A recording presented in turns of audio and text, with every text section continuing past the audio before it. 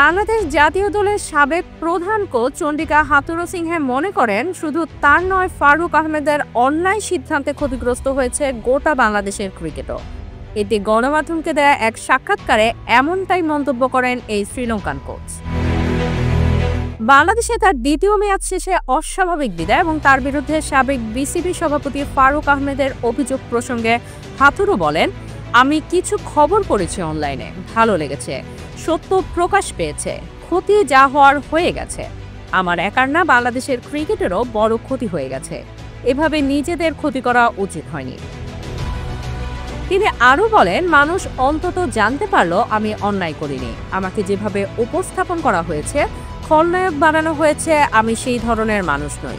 যে আমার অন্যায়ভাবে ক্ষতি করেছে, প্রকৃতি তাকে শিক্ষা দিয়েছে, যেমন কর্ম তেমন ফল। হাথুরুর দাবি, পাকিস্তান সফরের শুরুতেই তাকে বরখাস্ত করার সিদ্ধান্ত নিয়েছিলেন ফারুক আহমেদ, যা আগেই তার কানে পৌঁছে গিয়েছিল। তিনি বলেন, লোক দিয়ে সে তথ্য আমার কাছে পাঠানো হয়েছিল।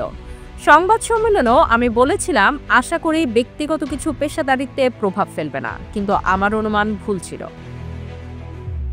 সাবেক এই কোচের অভিযোগ, বিশ্বকাপ পরবর্তী তদন্ত প্রতিবেদনে আমার বিরুদ্ধে কিছু না থাকা সত্ত্বেও ফারুক আহমেদ সেটিকে উপেক্ষা করে নিজের মতো করে সিদ্ধান্ত নিয়েছেন। তিনি কারো কথা শোনেননি, পেশাদার আচরণ করেননি। তার সিদ্ধান্তের কারণে বিসিবির বিশ্বাসযোগ্যতা ও দলের স্থিতিশীলতা দুইই নষ্ট হয়েছে। বাংলাদেশের ক্রিকেট নিয়ে এখনও তার আবেগ কাজ করে জানিয়ে হাথুরু বলেন, বাংলাদেশের ক্রিকেট আমার কাছে আবেগের জায়গা, পেশাদারিত্বের চেয়েও বেশি কিছু।